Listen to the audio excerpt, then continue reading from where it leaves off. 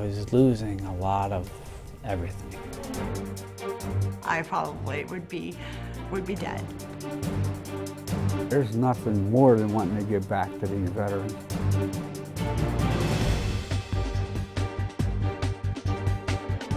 Hi, I'm Rocky Bleier. Any discussion of the care and treatment of our returning veterans is sure to provoke a lot of comments, both pro and con. The premise of our project was to let the veterans speak for themselves. Our only criteria in choosing people were their treatment issues. We have vets discussing PTSD, homelessness, sexual and physical abuse, substance abuse, suicide, and incarceration. We have 2 males and 1 female. We didn't tell them what to say, we merely asked them to tell us their story. What they told us will literally make you angry, sad, laugh and cry, but most of all, it'll make you think. Our first veteran, Michael, is a kid from a small town in northeastern Pennsylvania. He and his twin brother led a fairly normal small-town life until the end of high school. That's when Mike's father told him that he couldn't afford to send them both to college, and his decision was to send his brother, not him. Mike, upset not to be the chosen one, used that as motivation when he joined the Navy a few days later. Throughout his enlistment, he had his eye on the prize, and that was to earn his own college education. When his enlistment ended, Mike had earned an ROTC scholarship to Penn State University and graduated with his degree and second lieutenant bars. In the meantime, the September 11th attack happened, and Mike found himself and his postal company on standby to deploy. Even with his military experience and ROTC training, Mike found that nothing could prepare him for entering a combat zone.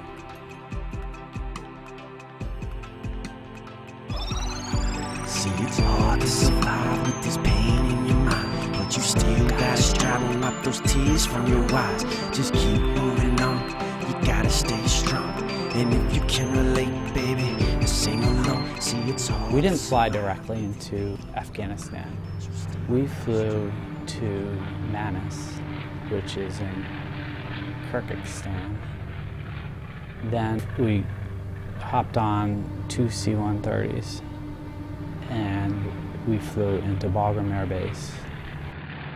And they opened the back of the plane.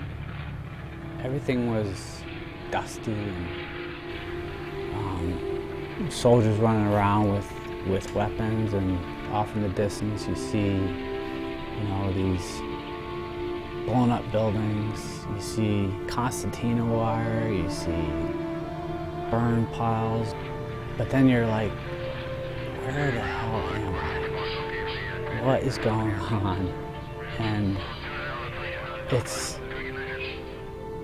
a shocking sight when you first land, and that's the first thing you see. Our battalion commander got his mission. We initially did set up that postal company, got the mail moving on Bagram Air Base, everything was moving fine. But then the battalion commander came to me one day and he said, "Mike, we have a problem. We're not getting mail, ammo, medical supplies, people. Basically all the logistics within the country of Afghanistan are not getting from Bagram to our outlying forward operating bases. And I want you to fix it." The country of Afghanistan is a challenge in and of itself, in that the terrain is very difficult.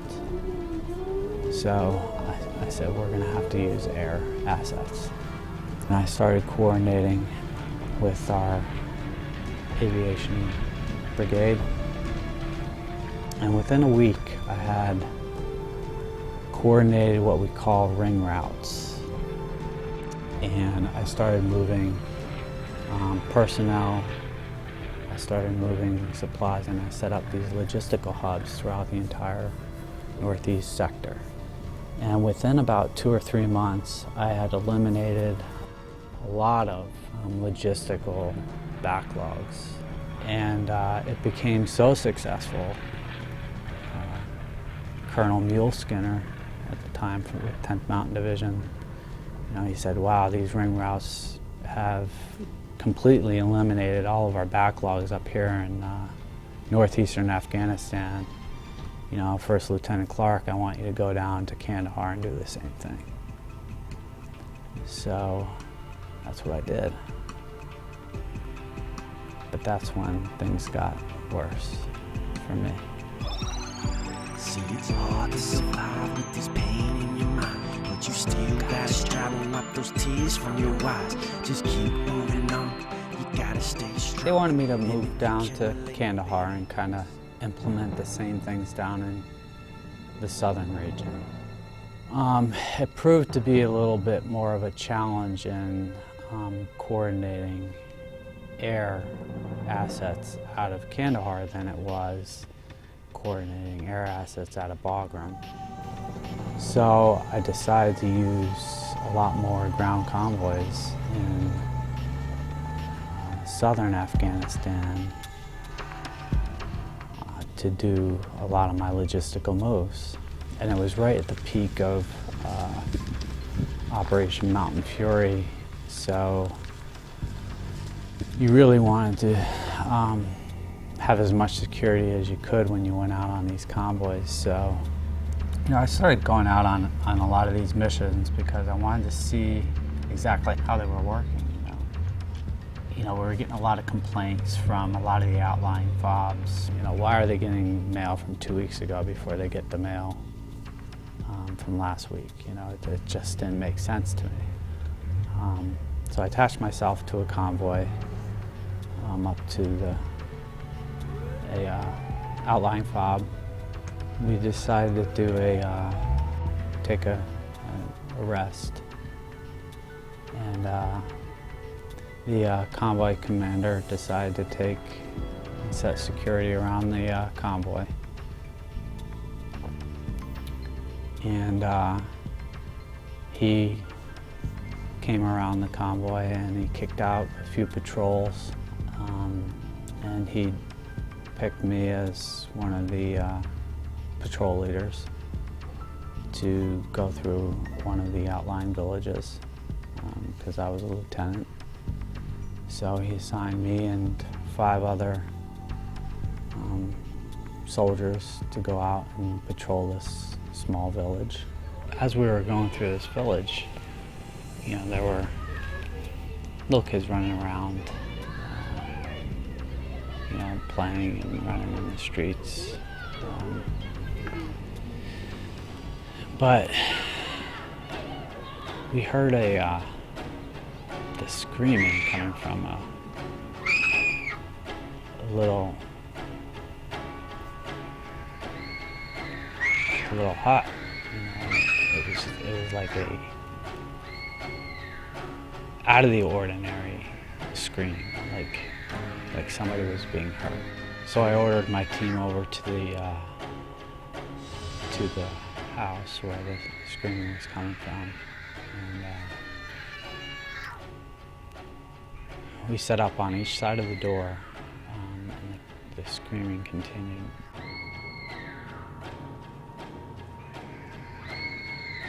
You know,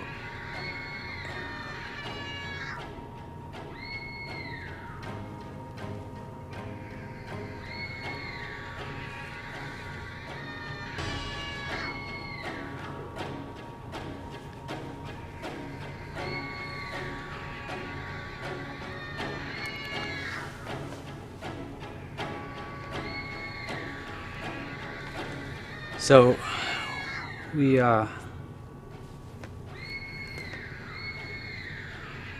ordered my soldiers to kick in the door, and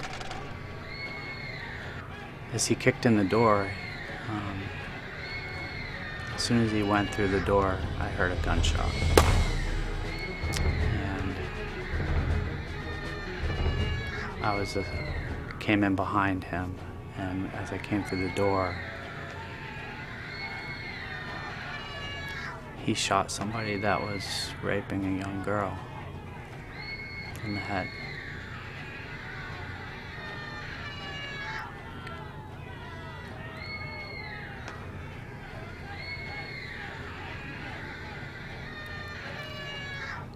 But there was somebody else in the room. And that other person was reaching for a gun. I grabbed him by the throat and I held him down in a chair. There was a lot of commotion going on in the room, and you know, this young girl was screaming, and she had this, you know, this dead insurgent laying on top of her that had been assaulting her. I just have so much going on, and I got some company commander I don't even know asking me for a sit rep, and I got a family tied up in the corner, and all this is happening in about a matter of 15 seconds. And my head is spinning because I just came through a door and there was a gunshot, and everything's kind of really loud.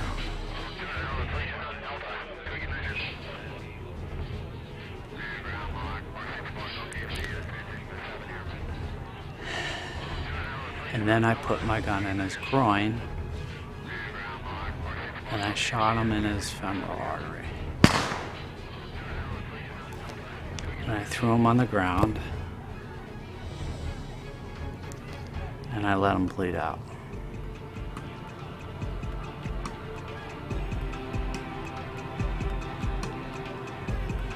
And then I turned to the radio operator and I said that we had 2 enemy insurgents that were killed.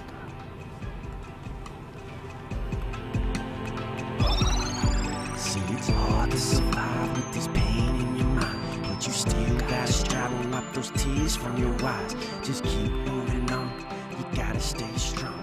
And if you can relate, So for the longest time, you know, when I came home in 2006, I didn't want to talk to anybody about what I had experienced in theater. I didn't talk to my wife. I didn't talk to my family. I didn't talk to my best friends about what I had experienced in theater.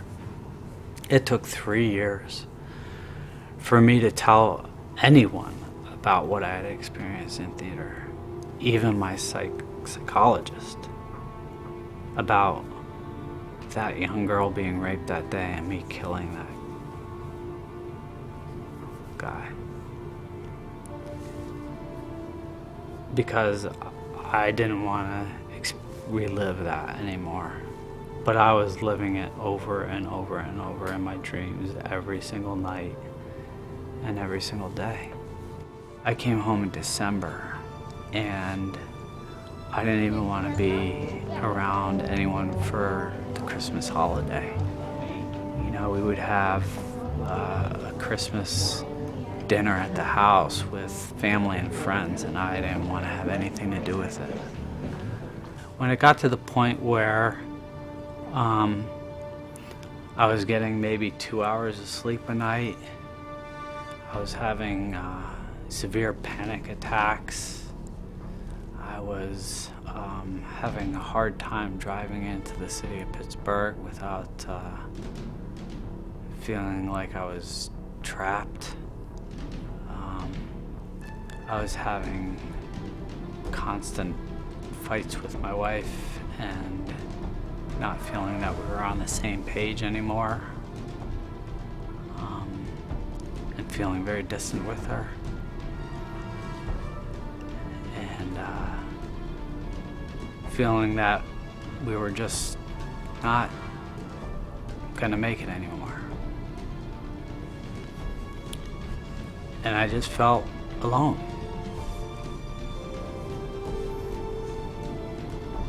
And I said, you know what? I think it's time that I go get help.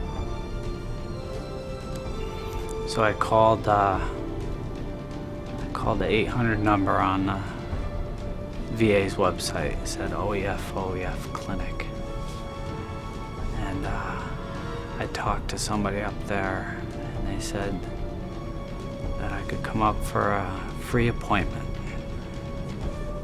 I said, well, can't beat free. So I went up to the VA and that's where it all began. I don't know where I would be today if I didn't go get the help that day, because I was really in a bad spot, you know. I didn't drink and I didn't do drugs, but I was losing a lot of everything. I was losing my wife. I had kids at the time that were scared of Dad. I was an angry person. I was angry at myself. I was angry at my wife.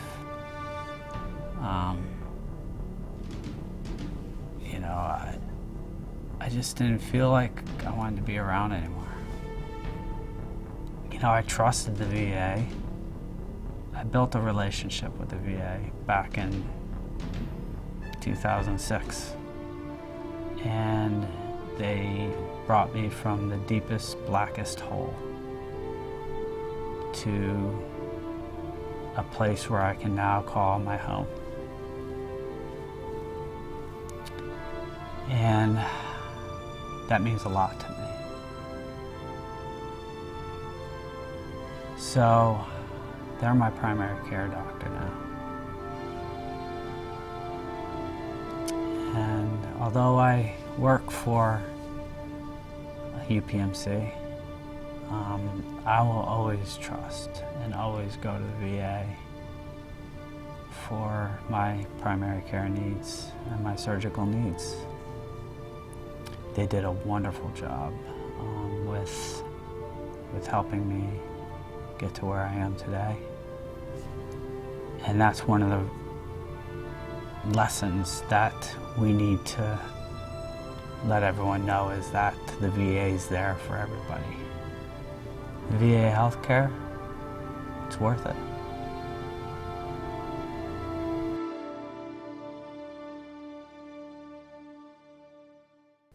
Seeing those kids on the couch with their dad makes it all worthwhile. The unnoticed victims of PTSD are always the family and friends. They don't get back the same person that left, and no one can figure out what caused the change. Veterans are reluctant to discuss their deployment because they don't trust the people that are closest to them to understand what they have just gone through. It's a tough situation, and unfortunately, not all relationships are strong enough to survive. That's why it's so important to know the signs of PTSD.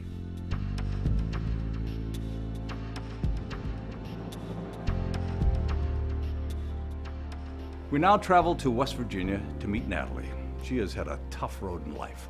Coming from an extremely abusive household as a child, she never really had a chance. A troubled youth, an early stint in the Navy right out of high school, coupled with an abusive marriage and multiple children, left her shaken. Then her personal trauma led her to another enlistment with the Army National Guard. She felt terribly lost and out of place. She was taken advantage of again, but this time it was by those who were higher in rank. She was forced into 2 sexually abusive relationships. Feeling that she was trapped, had lost all control of her life. She finally reached the end of her strength and slipped into severe depression, drug abuse, more abusive relationships, and finally, incarceration. Having hit rock bottom, Natalie reached out in a desperate last attempt to the VA. The result? Well, I'll let her tell you. I probably wouldn't be alive right now if it wasn't for the VA. I probably would be dead, either through overdose or through suicide or through something. I would not be here if it wasn't for the VA. To have had the issues and to have gone through all of the things that she has been exposed to. She's very, very determined, very strong. She has just made great strides and really worked each step of the way with each program. She worked. My father used to tell me that, basically, like his idea was a woman had her place, and I remember those things, and I think that was kind of instilled into my head when I was young, that a woman had her place in the house. She was not to be heard. My father was extremely abusive to me, my brother. He would hit us a lot. He threw my brother up against a wall one time when he was a baby. Once I became a teenager, I became a little wild. I I lived in Georgia at the time, and I would stay out all night, or like I would lie and say that I was somewhere. I started smoking pot when I was 12, and just really wild, a little promiscuous, very confused on who I was and what my place was in the world. The doctors felt that I have a pretty traumatic childhood, and then things that happened after that, and positions that I put myself in because of the way I felt about myself. So yeah, it definitely started when I was young. I got so wild that my mother, when I was 16, sent me to live with my aunt in Oklahoma, because I was just uncontrollable. It got to the point where I was starting to hit her. I went to a school there and graduated high school and did, my aunt was a little stricter. And once I graduated high school, I went back to Georgia to live with my mom, and that's when she kind of told me, it's time for the bird to leave the nest. I joined the Navy. I really liked it. I went to boot camp. In boot camp, I was somewhat of a problem child in a sense. I was sent to intensive training a few times, but by the end of it, the company commander actually came to me and said, I'm really glad you make it. You're going to make a good sailor. I was working in the legal office in Fleet Training Center, San Diego on 32nd Street Naval Station. And I really enjoyed that. What happened was I had gotten married. I got married when I met my husband, and we got married, and I got pregnant, and he was abusive. I married like my father, and he hit me. It continued on. I got pregnant again, had a baby, got pregnant again. It was like 85, 86, 87. I was pregnant the whole time, and I felt like I didn't deserve any better, so I let him treat me like that. And when I was working in the supply office, they said, listen, I was pregnant, I'd already had one baby, and he said, they said, you really need to leave him. And I said, I know. I said, but I don't know how. And so they helped me, the Navy helped me. They let me out 3 months early so that he wouldn't know, because he knew that I was supposed to get out in November. So they let me out 3 months early, and on honorable discharge and everything. Arranged for them to move all my stuff for me and put it in storage until I could find a place to live, and I just left.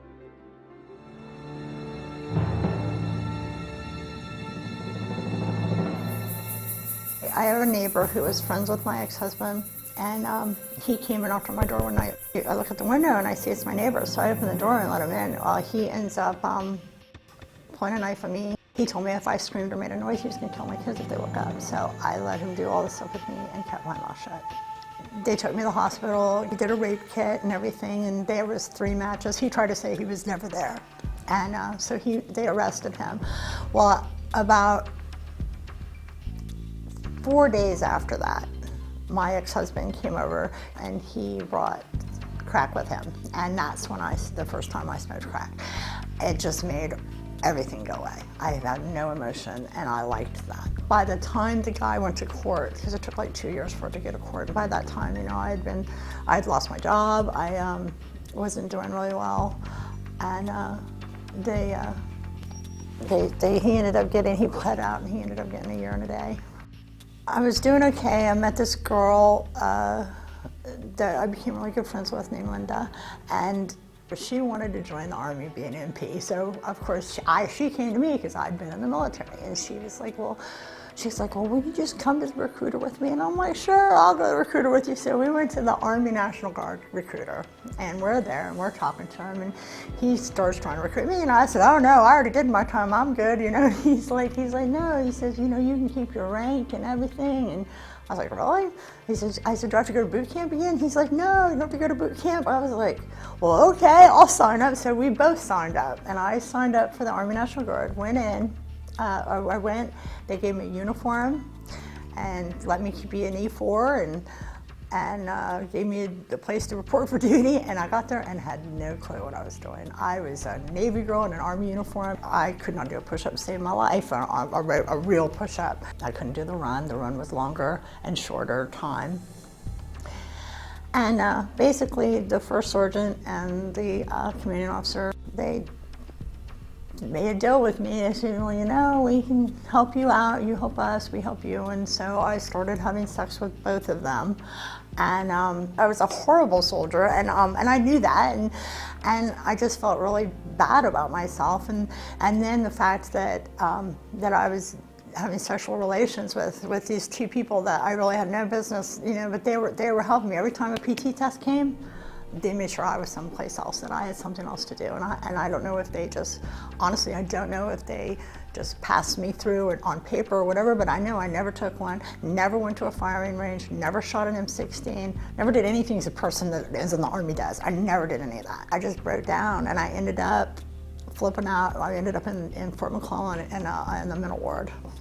It was just a really bad situation, and I've really never been the same since then. I met a man, and I had gotten pregnant, and he was a married man, and he had left his wife for me. I don't know, I started doing drugs again, and I was pregnant, and it was really bad, and I ended up doing some coke again, and so I kind of struggled off and on with that. And when the baby was born, he left, and so then I was devastated because he left me, and I felt abandoned. I just went totally all out on the drugs again, and I started using like on a daily basis after that. And the police came to my house, and I was arrested for possession of paraphernalia. I got married again, was to a guy that was in a band, and I was doing really good, and he was a recovering alcoholic. Whereas I thought, well, his drug is different than my drug, so you know, we should be okay for each other because we both know we need to stay away from stuff. Well, he started drinking again. Well, I started getting mad, saying, well, if you're going to drink, I'm going to go do my thing. And I ended up doing that, which I sabotaged myself because once I started, I couldn't stop. When he left, my life just went to hell after that. I mean, I started hustling to go get people drugs, and then they would give me part of it, and then it got to the point where I would hold people's stuff and try to sell it for them, and that would support my habit. And I got raided by the federal task force. So I went to court, and I was sentenced to 70 months, and CPS came in, and they took my son, but they gave him to my daughter. I actually handled prison better than probably most people would because of my military background. A lot of it is just rules and kind of like boot camp. And I just basically, everybody kept saying, do the time, don't let the time do you. So I kind of made it my world. For the first year, I was very angry, and I was blaming everybody else. And then after about a year, after listening to people and talking to people, I started taking responsibility for what I had done, and I started going to church, and I joined the choir, and I started getting involved in the program, in the stuff that they had there, you know, recreational activities and stuff like that. I learned from them that you just have faith, and you learn what you're doing, learn how to just deal with things and just make the best of what you have, and that's what I started doing, and I became actually freer in prison than I was in civilian world. And when I got out, I just totally went to the VA. I said, listen, help me. I can't live. I don't know what to do. Now I'm homeless. I have nowhere to go. I have no prospects of employment. I don't know what to do.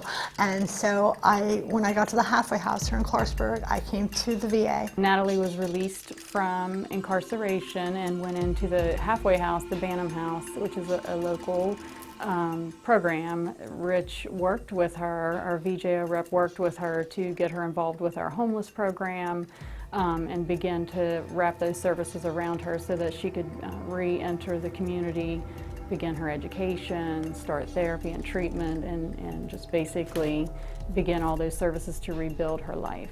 I had hit the wall, and I'd had enough of all my life and everything that had happened and all the things that the choices that I'd made, and I came to the VA, and I called Malia Correa, and I said, listen, I need help. And Rich Jones, who is the Justice Outreach, and Malia Correa came to the halfway house where I was at, And they sat me down and we had a long talk, and they said, well, we can help you. Natalie was consulted to the program, and being that she met the criteria for the supported employment program, which is severe mental illness, I went ahead and I met with her and did the intake, and that's how we began our relationship. You understand where their perspective, meet them where they are, what is happening with them legally, what has been done thus far, and then meet with each of the folks who are professionals who are involved in that person's situation, you know, their PO, their attorney, and make a decision about where to intervene and when to intervene, and basically come up with a plan, a treatment plan. You live here at the VA, and you're on a schedule, and you go through groups all day long. They take you to meetings at night, and it was hard, but I did really well in it, and I learned a lot about myself. They helped me with developing boundaries and confidence and self-esteem and stuff like that, and just recovery. They put me to work in the CWT program. I worked here at the VA in the library with Mary McLeod. She became my mentor and the person that I looked up to. She helped me. Anytime that I started feeling like I wasn't going to make it, she would bring me into her office and said, "Oh yes, you are." And she's still, to this day, I just love her. I love her to death. She's a very strong woman and somebody who I would like to be like. And she's just amazing. Everybody at the VA is amazing. They care so much about me, and I was to the point where I felt like nobody could care about me. And they just helped me feel like I could do it. You're walking hand in hand, and these veterans have their employment. They're not used to people having their back. They don't know how to accept that or how to even be comfortable with it. So you have to do what's necessary to let them know that you're there and you have their back at whatever cost. They're there with me to help me along, but it's not in that abusive, dysfunctional way that I always had in the past. This is a positive support group that I have, and that's what they are to me. They are my total support group. This is where I come when when I feel anyway. If I feel happy, they're who I call. Hey, guess what?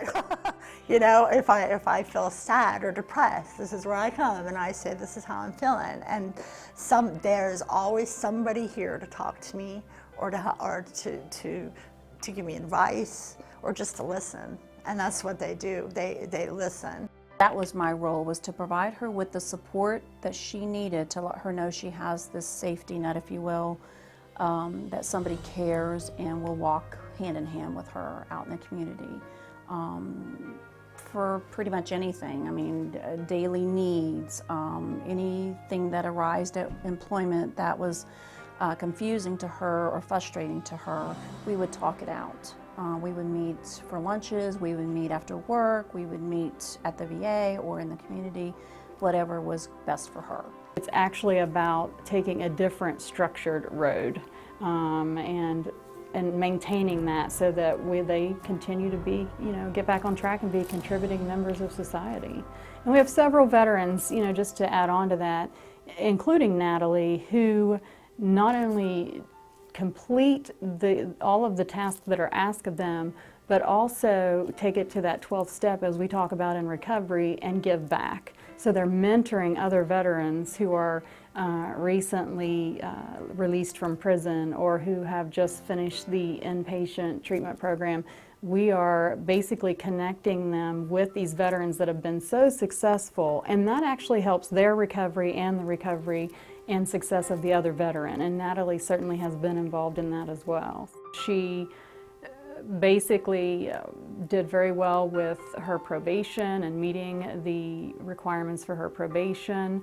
The VJO, the treatment team, everyone involved continued to work with her, update the probation officer, provide her with housing opportunities and options. She got her own apartment, a nice apartment, just the right size for her. She was thrilled about that. I was able to help her move some things in and just be a part of something that special, you know, that she was back to having her own place and she could have her dogs, which she loves. So, and just the fact that she's enrolled in schooling, and just from physical appearance to her emotional state, and just kind of where she is right now, it's just night and day compared to when we first started working with her. I really am happy. I'm very content. It's life, you know, I have little obstacles along the way, but with the VA's help, I get through them. And I work through it, and I work through it in a healthy way. I don't try to block it out or cover it up or wait for it to go away. I deal with it. My role was to make her realize that there is somebody that she can trust, somebody that's going to have her back and be non-judgmental towards her and accept her for who she is. And it is definitely worth it to me. Wow, what a story. First of all, I want to thank Natalie for sharing that with us. That in itself gives you an indication of how far this woman has come on her road to recovery. Her prognosis? Well, addiction is very challenging, and the chances of slipping are very real. But as you heard, Malia, Angela, and the entire VA have committed to the long haul with Natalie. This isn't an 8-week stint at rehab. This is a lifelong commitment to make sure that all the Natalies out there are provided with whatever they need to sustain and maintain a healthy lifestyle.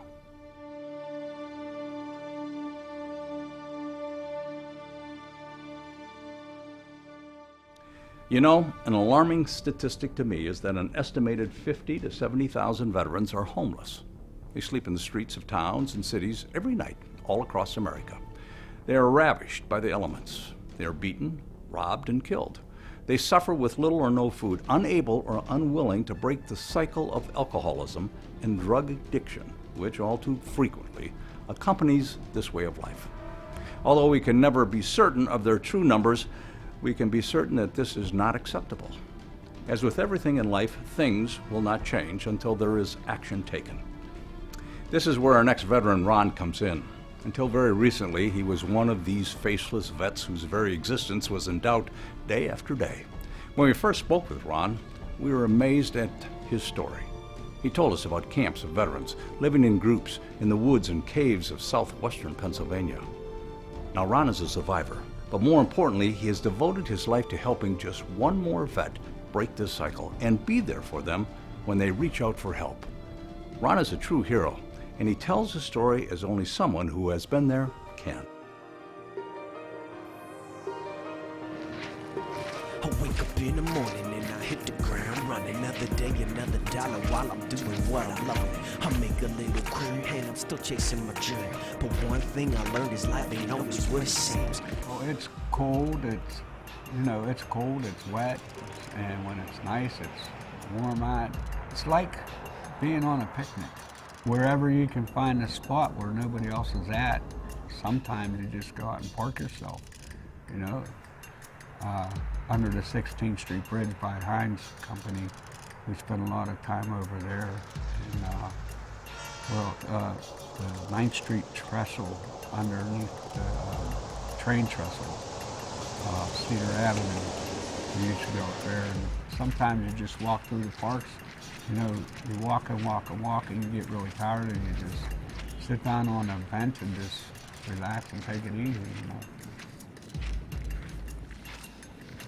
When I was about 9 years old, some stuff happened to me in the community in the north side. I got picked up by a van driver.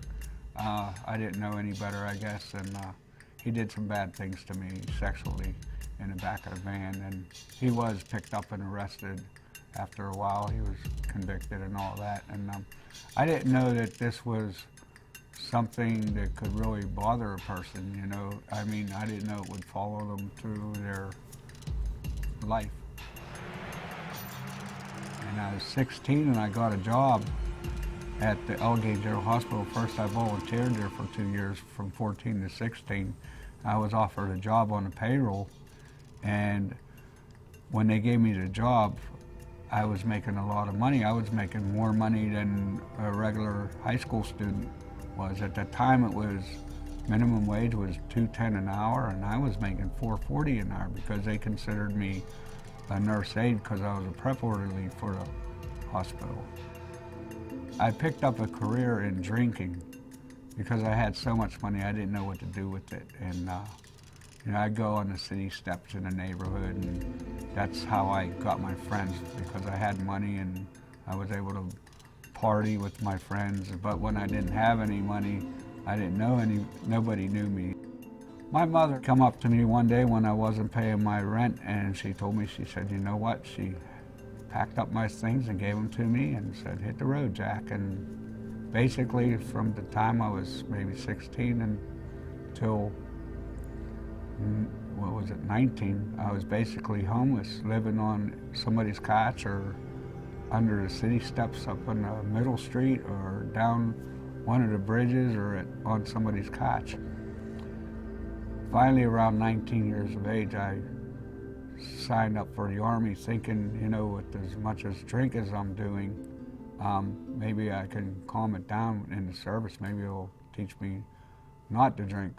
Well, basically, when I was in the service, I learned how to drink more. I just kept on drinking, and it just got crazy, and I wasn't even showing up for formation in the morning, and that CO got mad at me, and they finally discharged me out of the Army. So from there on, I just was struggling. Somebody let me stay in their attic one time with no windows in it, and cockroaches and stuff like that. And when I wasn't there, I'd be out on East Street at a big hillside. I was out there with a fire barrel, and me and my brother Frankie, he's a stepbrother. Me and him, he was homeless too, and he showed me some of the ropes of, how to survive out there. I've got beat up, by a security guard. I mean, he really beat me up really bad. He lured me into a display of propane bottles, almost put me through the window, and got a deep cut here. Almost killed me, they said. I got robbed when I was about 21, right in front of Elgin General Hospital, got stabbed in the eye and dislocated my shoulder and stuff.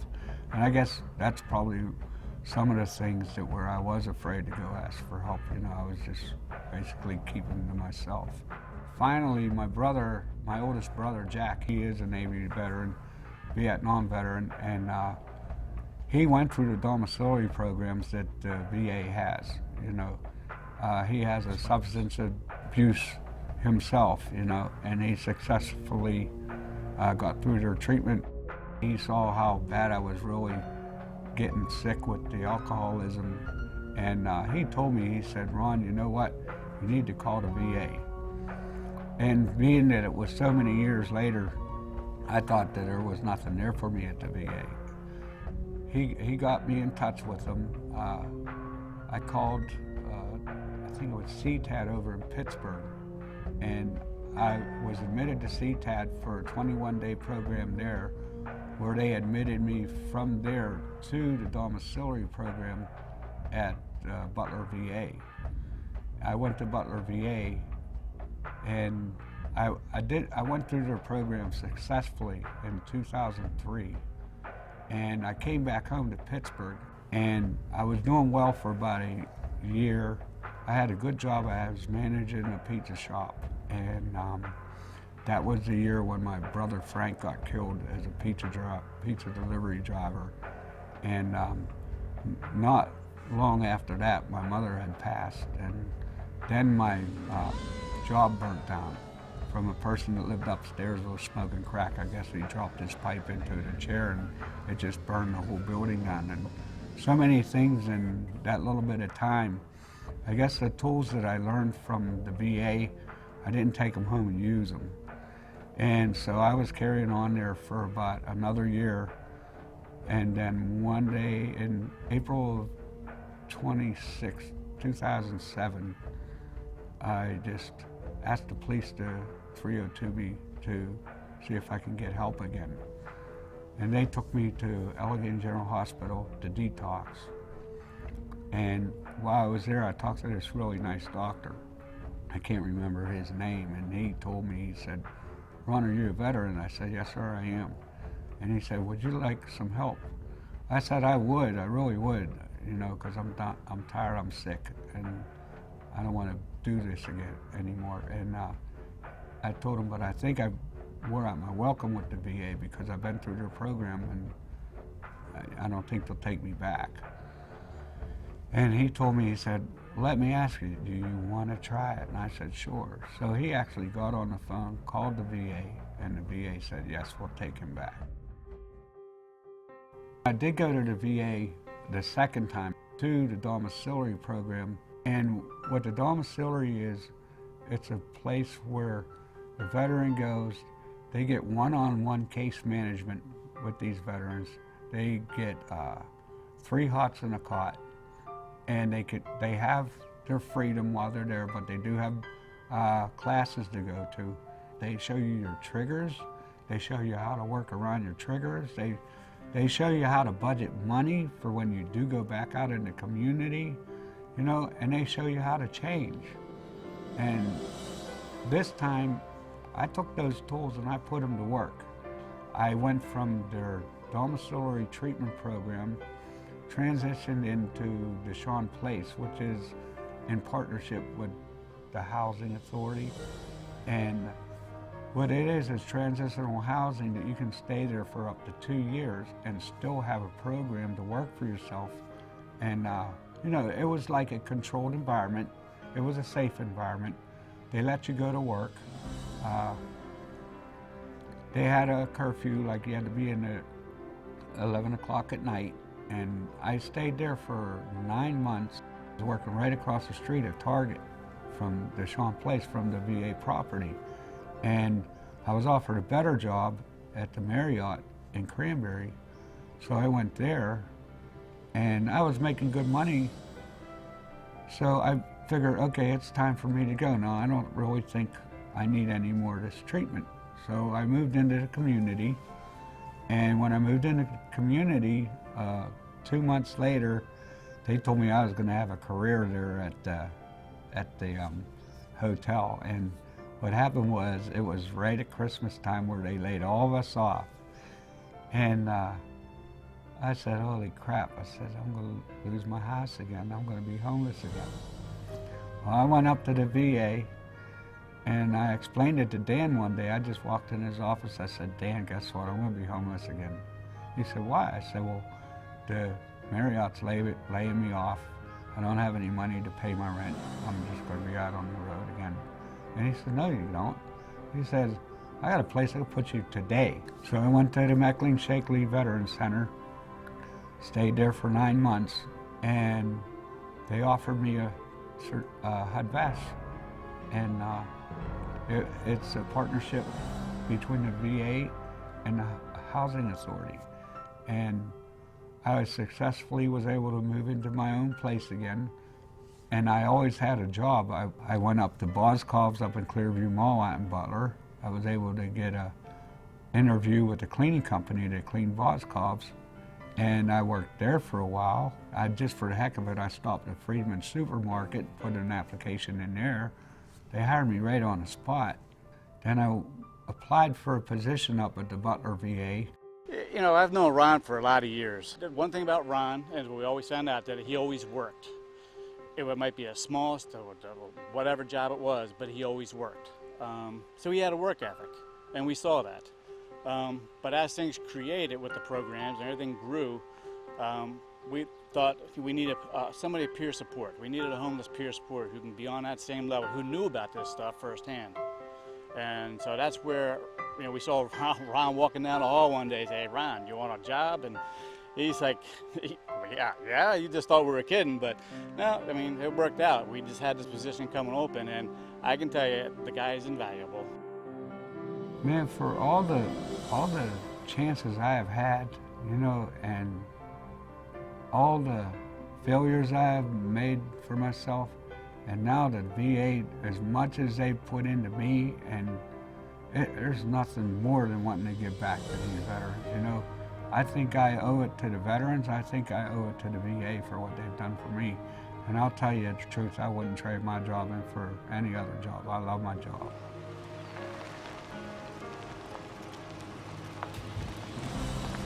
Hey, Mark, what's up, buddy? The veterans, they know me, so what I will do is I'll call them up and ask them if I can stop by. So I go around, see how they're doing, see if they have any issues that need to be taken care of. Even if they have to go to court or something, or go pay a fine or something, they don't have transportation, I'll get them there. And if we don't hear from a veteran, if we knock on the door or call them and they're not answering, we'll be worried about them. We'll keep pounding at their door until they answer us, because we really do care about our veterans.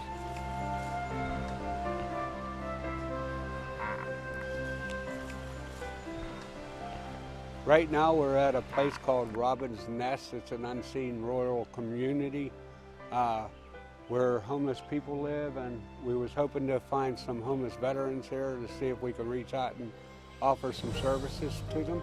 Every time I come out here and I can at least get one veteran some help, or even any of the other people out here. It doesn't have to be a veteran. If we can't help them, then we'll reach out to another agency in the community to help them also.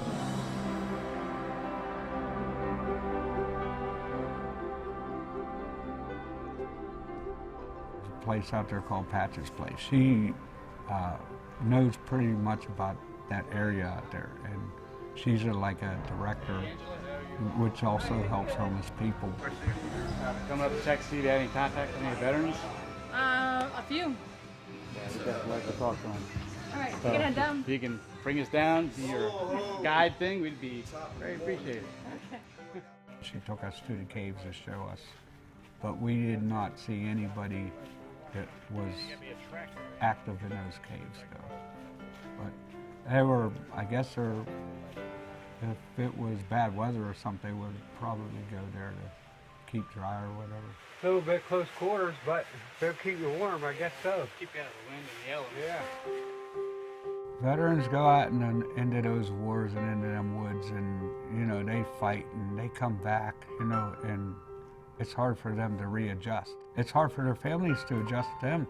So what they do is their own families kick them to the curb. And that's what the VA's here to say, you know, we're here to help you.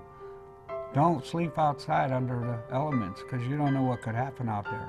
Please come to the VA. We'll reach out. I know there's something there for you. Just let us find it, you know? And you deserve it. I mean, you gave us our freedom, so let us give you something back.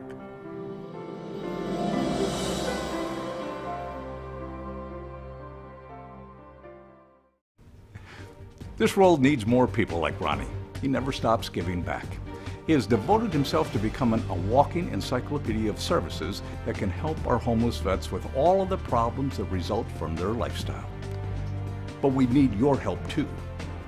If you know of a veteran who is suffering from any of these issues, have them contact their local VA immediately. Who knows? They could meet someone just like Ron.